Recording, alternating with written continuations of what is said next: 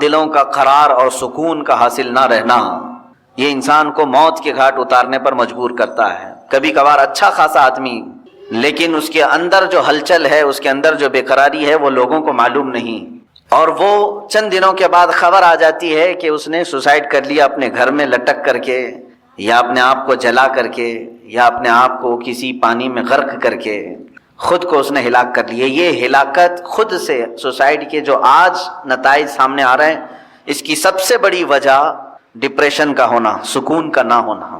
اے میرے عزیزو، اس قرآن عظیم میں اللہ تعالیٰ نے اس کا علاج بھی تو بتایا ہے، دوا خود اللہ نے بتایا ہے، اور اس نے ہمیں پیدا کیا، وہ بہتر جانتا ہے۔ ہمارے قلب کو اس نے بنایا، دل کو اس نے بنایا ہے۔ دنیا نے ہمارے جسم کا کوئی پارٹ نہیں بنایا، یہ سب رب ذوالجلال کے کارہائے نمایاں ہیں، قدرت کے کرشمے ہیں۔ اور اس نے جب قرآن میں ایک ہی آیت میں دو جگہوں پر یوں فرمایا، الذین آمنوا وتطمئن قلوبهم بذکر اللہ، وہ لوگ جو ایمان لائے ان کے دل اللہ کے ذکر سے مطمئن ہوتے ہیں۔ الا بذکر اللہ تطمئن القلوب، آگاہ ہو جاؤ اے لوگو، اللہ کے ذکر سے ہی دلوں کو سکون ملتا ہے۔ تو ذکر اللہ یہ رب ذوالجلال کی طرف سے دی گئی دوا بھی ہے، شفا بھی ہے، دعا بھی ہے، علاج بھی ہے، اور اسی سے دور بھاگ کر کے آج لوگ بے قراری میں ہیں۔ میں نے شاید پچھلے ذکر کی مجلس میں اس بات کو ذکر کیا ہوگا کہ اولیاء کاملین جو ہندوستان آئے، یا پھر دوسرے مقامات پر جو صوفیہ اکرام ہیں، صوفیہ اکرام نے جو اسلام کی تبلیغ فرمائی، سب سے بڑا ان کے پاس ہتھیار کیا تھا؟ آج مثال کے طور پر آپ ہم سب کو اگر سنتے ہیں مجھے، تو ظاہر سی بات ہے میری اور دوسری چیزیں تو آپ کو معلوم نہیں ہوں گی، لیکن تقریر معلوم ہے کہ یہ مشہور ہیں اپنی تقریر سے یا بیان سے، یہ ایک چیز معلوم ہے۔ اولیاء کاملین کا ایسا کون سا بڑا ہتھیار تھا، کون سا بڑا ذریعہ تھا جس کے ذریعے سے وہ تبلیغ اسلام کرتے تھے؟ وہ تقریریں زیادہ نہیں، بلکہ وہ اللہ کے ذکر سے لوگوں کے دلوں کو دھلتے تھے۔ اس چیز سے ہم بہت دور آ چکے ہیں۔ آج جو معاشرہ ہے ہمارے ہاں، قلب کی صفائی کا نظام ہی ختم ہو چکا ہے۔ آج ڈھونڈ کر کے نکالو، بہت سارے بچے پریشان ہیں، جو کچھ تحقیق طلب ہیں، جو ریسرچ اسکالر ہیں، وہ پوچھتے بھی ہیں کہ آج بھی ایسی کوئی خانقاہ ہے جہاں دلوں کی مرض کا، دلوں کی بیماری کا علاج ہوتا ہے؟ تو ہم جواب میں یہ کہتے ہیں، ہم بھی اسی انتظار میں ہیں، ہم بھی اسی تلاش میں ہیں۔ ہاں، ایسا نہیں ہے کہ پوری دنیا سے یہ سب چیزیں اٹھ گئی ہیں، الا ماشاء اللہ ترکی کے مشائخ آج بھی علاج کرتے ہیں، مصر کے بعض شاذلی مشائخ ہیں جو اپنے مریدین کی آج بھی تربیت کرتے ہیں۔ میں ان کی خانقاہوں میں بیٹھا ہوں، جہاں وہ رزق سے لے کر کے ذکر کے تمام مقامات، مراتب، دن اور رات کے تمام تر جو ڈسپلن ہو سکتا ہے راہ سلوک کا، وہ ساری چیزیں آج بھی بتاتے ہیں۔ لیکن یہ ماحول ختم ہو چکا جو صوفیہ اکرام کا تھا۔ آپ سلسلہ چشتیہ کے جتنے مشائخ کو آپ دیکھیں گے ہندوستان آئے ہیں، ان کے ذکر ہی مشہور ہیں۔ حضرت خواجہ سرکار غریب نواز رضی اللہ تعالیٰ عنہ کا ذکر مشہور ہے، ختم خواجگان میں بھی ان کے بعض اذکار شامل کیے گئے ہیں۔ خواجہ قطب الدین بختیار کاکی رحمۃ اللہ علیہ، حضرت بابا فرید الدین گنج شکر رحمۃ اللہ علیہ، صابر علاء الدین کلیری رحمۃ اللہ تعالیٰ علیہ، ان کا حال تو یہ ہے کہ قبر میں گئے، خود سے بنی بنائی ہوئی اور بند کروایا، اور 9 سال تک ذکر الہی میں مشغول رہے، باہر کسی نے ان کو دیکھا نہیں۔ یہ وہ لوگ تھے جن کے اوپر فنا کی کیفیت طاری ہو جاتی، وجدانی کیفیت طاری ہوتی۔ بعض لوگ ہم سے یہ سوال کرتے ہیں کیسے یہ رہ سکتے ہیں 9 سال، 10 سال، 8 سال، 11 سال، جو بزرگوں کے متعلق یہ روایات ملتی ہیں۔ میرے عزیزو، عقل یہاں آ کر کے رک جاتی ہے اور سمجھ نہیں پاتی، کیونکہ انسان کی اپنی ضروریات بھی ہوتی ہیں۔ میرے عزیزو، یہ لوگ جو اہل اللہ ہیں، جب دنیا سے کنارہ کشی کر لیتے، کھانے پینے کی کوئی ان کو احتیاج ضرورت نہ رہتی، اللہ کا ذکر ہی ان کی غذا بن جاتا، اور اس غذا کا کوئی فضلہ نہیں نکلتا۔ ہم کو جو حاجتیں ہوتی ہیں پیشاب پخانے وغیرہ کی، تو ہم تو جسمانی غذا کھا رہے ہیں، تو پھر اس کا کچرا بھی نکلنا ہے، لیکن جس کی غذا ہی اللہ کا ذکر ہے، اس کا کچرا کہاں سے آئے؟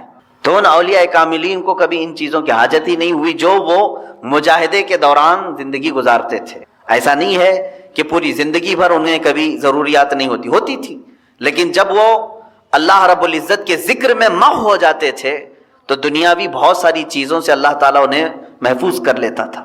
میرے عزیزو، میں دو چند باتیں آج آپ کے سامنے عرض کروں گا. جب ہم اپنا مقصد اصلی بھول جائیں گے تو بہت ساری چیزیں ہم سے چھوٹ جائیں گی. ہم بھولے ہوئے لوگ ہیں. ہمارا اصل مقصد ہی یہ تھا.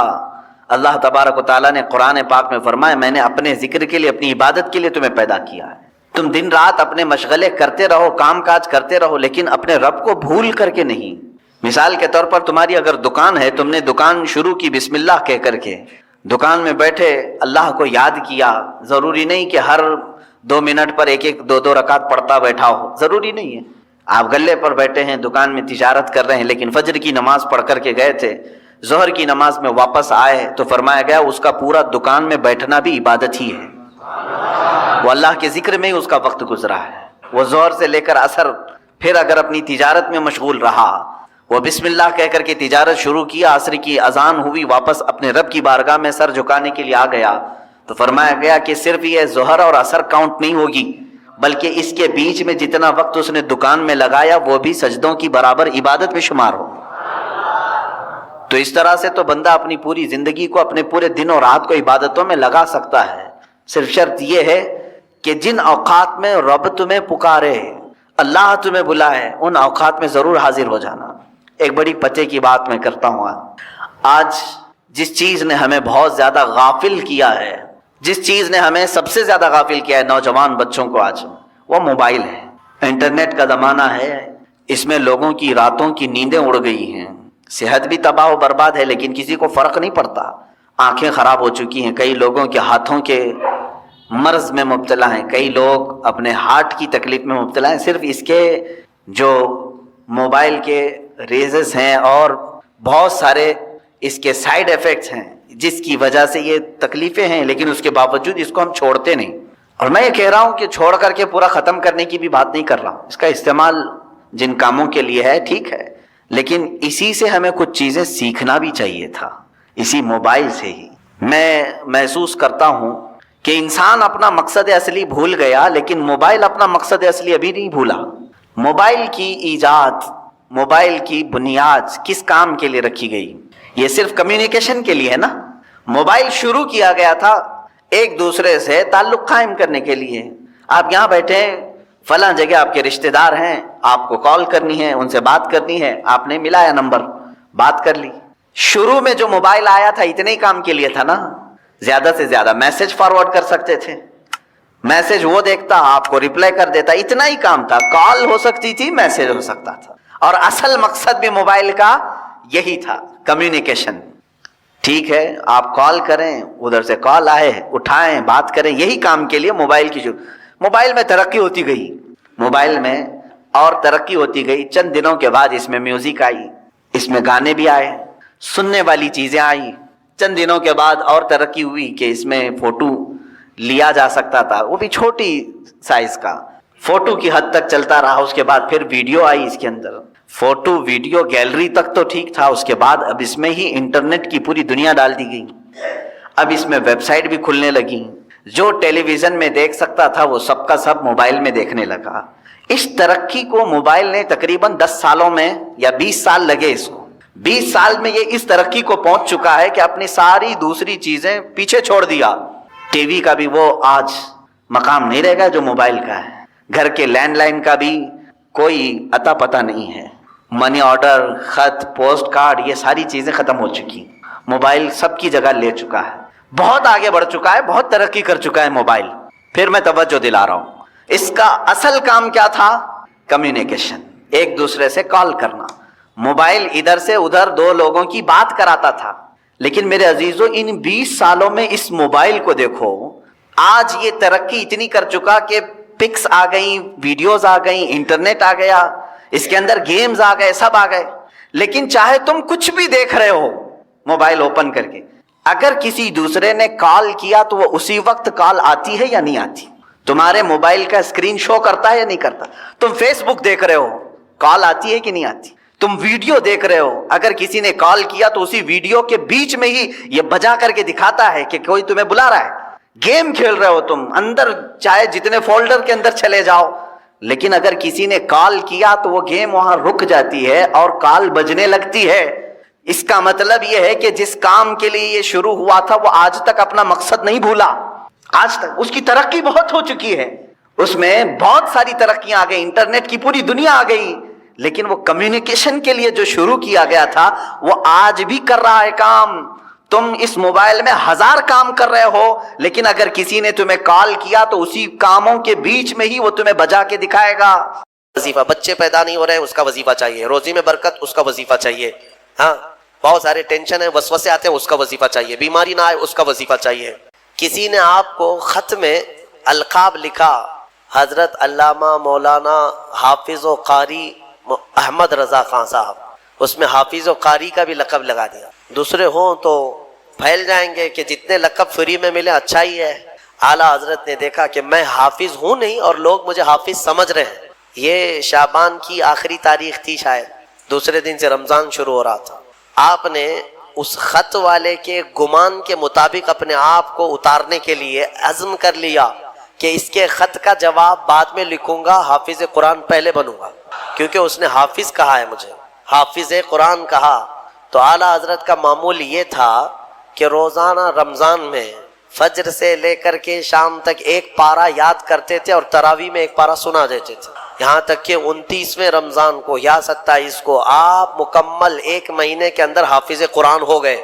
1 مہینے کے اندر حافظ قرآن، ہاں 1 مہینے میں وہ حافظ قرآن ہو گئے۔ قرآن کا یہ معجزہ ہے، اللہ تبارک و تعالیٰ وہ جس کے سینے میں چاہے اس کو عطا فرماتے ہیں۔ میرے عزیزو، آج بھی بہت سارے ایسے بچے ہیں جو قرآن کو یاد کرتے ہیں بہت بچپن میں، اور ان کے ذہن کے دریچے ایسے کھل جاتے ہیں۔ آپ نے مولانا حارث صاحب کے پیچھے بھی تراویح پڑھی ہے، یہ ہمارے بھتیجے ہیں، انہوں نے تقریباً 4.5 مہینے میں پورا حفظ قرآن کی، الحمدللہ انہوں نے بھی ایک ریکارڈ قائم کیا تھا۔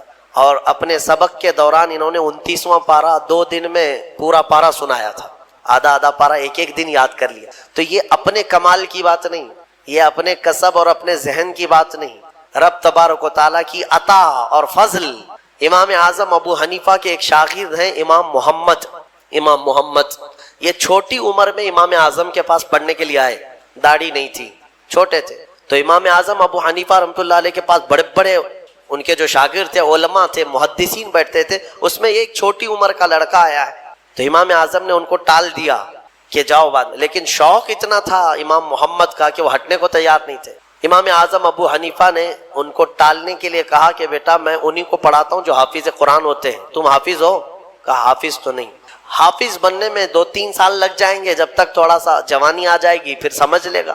کہا جاؤ حفظ کر کے آؤ، وہ گئے، 8 دن کے بعد پھر آئے امام اعظم کے پاس، کہا کہ حضور مجھے شاگردی میں لے لیجئے۔ کہا میں تم کو پچھلے ہفتے بھیجا تھا حافظ بن کر کے آنا، انہوں نے کہا میں پورا حافظ بن کر کے آیا ہوں 8 دن کے اندر۔ میرے عزیزو، یہ اللہ تبارک و تعالیٰ کی طرف سے انعام ہے، اور میرے آقا صلی اللہ تعالیٰ علیہ وسلم کا زندہ معجزہ ہے۔ اللہ تبارک و تعالیٰ اس قرآن پاک کی خوب برکتیں ہمیں عطا فرما ہے۔ قرآن کو نہ چھوڑو اے میرے عزیزو، قرآن کو چھوڑ کر کے آج اس قدر گمراہی آئی ہے۔ وہ زمانے میں معزز تھے مسلمان ہو کر، آج ہم خار ہیں تاریک قرآن ہو کر، قرآن کو چھوڑ کر ذلیل ہیں ہم، قرآن کو چھوڑنے کی وجہ سے یہ ساری آفات ہیں۔ اور پچھلی قوموں کے بارے میں قرآن میں اللہ تعالیٰ نے فرمایا، اللہ تعالیٰ ان سے فرمایا خذوا ما آتیناکم بقوہ، ہم نے جو تمہیں دیا ہے وہ مضبوطی سے پکڑو۔ یعنی یہودیوں کو تورات دی گئی تھی، بنی اسرائیل کو زبور دی گئی تھی، اور ہر ایک امت کو یہ کہا گیا ہے کہ مضبوطی سے یہ کتاب تھامے رہو۔ جو اللہ کی کتاب اتری ہے یہ صرف اور صرف جھاڑ پھونک کے لیے نہیں ہے، یہ تمہاری پوری زندگی کا دستور آیا ہے۔ ہاں کل کیا ہونے والا ہے یہ قرآن میں پڑھو، یہ بے خبر نجومی تمہیں کیا بتائیں گے؟ قرآن عظیم تمہاری زندگی کا پورا دستور العین ہے۔ اس کو چھوڑ کر کے ہم ادھر ادھر کی آج ٹھوکروں پر مجبور ہو چکے ہیں۔ میرے عزیز و حیرت ہے ہماری قوم کو، طوطے کے پاس جا کر کے اپنا بھوش پوچھتے ہیں چٹھی نکال کر کے کہ میرا بھوش کیا ہونے والا ہے۔ وہ بھی سڑک چھاپ آدمی جو طوطا لے کر کے خود سڑک پر بیٹھا ہے، وہ لوگوں کا مستقبل بتا رہا ہے۔ ہائے، یہ اس کی بیوقوفی نہیں ہے، اس کے پاس جانے والے کتنے بڑے بیوقوف ہیں۔ مستقبل تمہارا بتا رہا ہے اور خود جو ہے سڑک چھاپ بنا ہوا ہے۔ ہاں، ساری دنیا کے مستقبل بھوشمانی کر رہا ہے، لکیریں پڑھ رہا ہے، اور خود کی لکیر شاید پوری مٹی ہوئی ہے۔ عقل ہے یا نہیں ہے؟ جو لوگ اس طرح کی جگہ پر جاتے ہیں، میرے آقا صلی اللہ علیہ وسلم نے فرمایا من اتا بکاہن فقد کفر بما انزل علی محمد، جو کسی کاہن جوتش کے پاس گیا، میرے آقا فرماتے ہیں اس نے محمد کا انکار کر دیا صلی اللہ علیہ وسلم، محمد صلی اللہ علیہ وسلم پر جو کچھ اتارا گیا ہے اس نے انکار کر دیا۔ کیوں جاتے ہو؟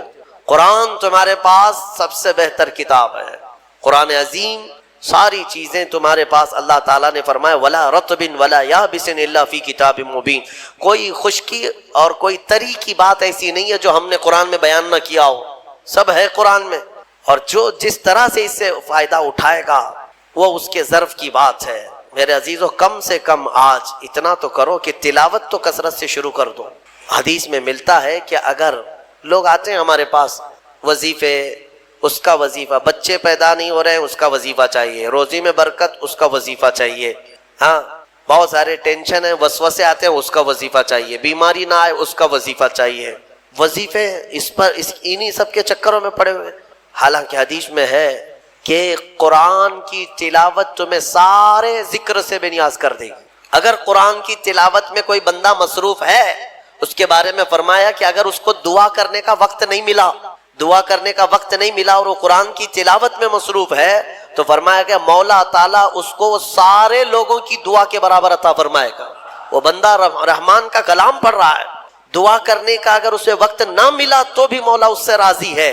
میرے عزیزو، قرآن پڑھنے کے آداب میں بھی آج میں دیکھتا ہوں تو لوگوں کو کھجلی ہونے لگی، ادھر ادھر پینتیاں بدلنے لگے۔ قرآن پاک پڑھتے وقت تمہارے اندر رقت طاری ہو تو سمجھ لینا ایمان بھر گیا ہے۔ قرآن کی یہ صفت بتائی گئی وَإِذَا تُلِيَتْ عَلَيْهِمْ آيَاتُهُ زَادَتْهُمْ ایمانا۔ یہ کون لوگ ہیں جو اللہ تبارک و تعالیٰ کے پرہیزگار بندے کون ہوتے ہیں؟ ان کے بارے میں اللہ فرما رہا ہے کہ جب ان کے پاس قرآن کی آیتیں تلاوت کی جاتی ہیں تو ان کا ایمان بڑھ جاتا ہے۔ وَجِلَتْ قُلُوبُهُمْ، ان کا دل ہلنے لگتا ہے شوق سے اللہ کی بارگاہ میں۔ حضرت امام اعظم ابو حنیفہ رحمۃ اللہ تعالیٰ علیہ مغرب کی نماز کے لیے حاضر ہوئے، صرف قاری قرآن نے اذا زلزلت الارض زلزالہا یہ سورہ پڑھی، اتنا رونے لگ گئے، اتنا رونے لگ گئے۔ اس میں قیامت کا ذکر ہے کہ یاد کرو کس چیز کو؟ جب زمین ہلا دی جائے گی، واخرجت الارض اثقالہا، اور زمین کے اندر کی ساری بوجھل چیزیں نکال دی جائیں گی باہر، زمین سب اگل دے گی۔ اور سورہ قاریعہ میں اللہ نے فرمایا یوم یکون الناس کالفراش، لوگ اس دن پتنگوں کی طرح ہوں گے، اڑ رہے ہوں گے۔ وتکون الجبال کالعہن، اور پہاڑ روئی کے پھاہے ہوتے ہیں، روئی کے اس طرح پہاڑ جو ہے ہواؤں میں اڑ رہے ہوں گے، پورے بڑے بڑے پہاڑ روئی کے پھاہے کے طرح اڑ رہے ہوں گے۔ اللہ نے قرآن پاک میں جو قیامت کے تذکرے فرمائے، امام اعظم ابو حنیفہ صرف سورہ زلزال پڑھتے رہ گئے، عشاء کا وقت آیا، عشاء پڑھی، پھر کھڑے ہو گئے، صرف یہی اذا زلزلت الارض زلزالہا اسی میں رہ گئے۔ اتنا روتے تھے، اتنا روتے کہ ان کی داڑھی سے آنسوؤں کا پانی ٹپ ٹپ ٹپ گرنے لگا مسجد کے اندر۔ آپ کی عمر اس وقت قریب 70 سال کی، قریب 70 سال کی۔ میں بتاتا ہوں جس امام اعظم نے 4000 ختم قرآن کیے ہیں، 5 لاکھ حدیثیں انہیں یاد ہیں، 1000 سے زیادہ بڑے بڑے محدث شاگرد پیدا کیے اور لاکھوں مسائل کا حل بیان کر دیا، امت پر اتنا بڑا احسان ہے۔ وہ امام اعظم ایک سورہ پڑھ کر کے رات کے وقت کیا کہہ رہے ہیں جانتے ہیں؟ ان کے ایک شاگرد ہیں مسعر، وہ کہتے ہیں میں رات کے وقت جا کر دیکھا میرے استاد ابھی تک کھڑے، مغرب میں جو گئے تھے ابھی تک کھڑے، آدھی رات گزر گئی تو وہ دروازہ کھول کر پیچھے کھڑے ہوئے تو امام اعظم ہاتھ پھیلا کر یوں رو رہے تھے اللہ کی بارگاہ میں کہ اے مولا، قیامت کے دن اگر ابو حنیفہ کی بخشش ہو گئی تو تعجب کی بات ہے، ورنہ مجھ جیسا آدمی بخشے جانے کے قابل نہیں۔ امام اعظم کہہ رہے ہیں میری بخشش ہو گئی تو تعجب کی بات ہے، جس نے 4000 ختم قرآن کیے ہوں، اور پھر یوں کہتے ہیں مولا میرے پاس بخشے جانے کے لائق کچھ ہے نہیں سوائے سفید داڑھی کے، اور تو نے فرمایا ہے کہ سفید داڑھی والے کو عذاب دینے میں مجھے حیا آتی ہے، مولا میری سفید داڑھی کو دیکھ کر مجھے معاف کر دینا۔ یہ قرآن میں محو ہونے والوں کا انداز ہے، اور ہمارے ہاں برسوں ہو جاتے ہیں ہم خوف الہی سے نہ روتے ہیں نہ ہی ہمارے جسم ہلتے ہیں۔ ہمیں کس چیز کا غرور ہے؟ ہمیں کس چیز سے اطراؤ ہے؟ کیا ہے ہمارے پاس؟ دنیا کے جو سب سے اچھے لوگ تھے وہ صحابہ تھے. ایک بار وہ زور سے ہنس رہے تھے تو میرے آقا نے صرف ان کو اتنی بات پر پوچھا, کیا تم سبوں نے قیامت کی تیاری کر لی؟ تو اتنی زور سے ہنستے کس بات پر ہو؟ صحابہ ہنسنا بند کر دی. اور ہمارے حال یہ ہے, نہ وضو ڈھنگ کا ہے, نہ قرات ڈھنگ کی ہے, نہ نمازیں ہو پائی ہیں, کچھ نہ ہو کر کے بھی ہمارا سینہ چوڑا کر کے ہم زمین پر گھوم رہے ہیں. اللہ کے خوف سے لرز جاؤ. اور قرآن عظیم کی تلاوت جو بندہ کرتا ہے کثرت سے, اللہ تعالیٰ کا وہ ایسا محبوب ہوتا ہے, ایسا محبوب کہ آپ دیکھنا موت کے وقت بھی اس کے چہرے پر نور طاری ہو جاتا ہے.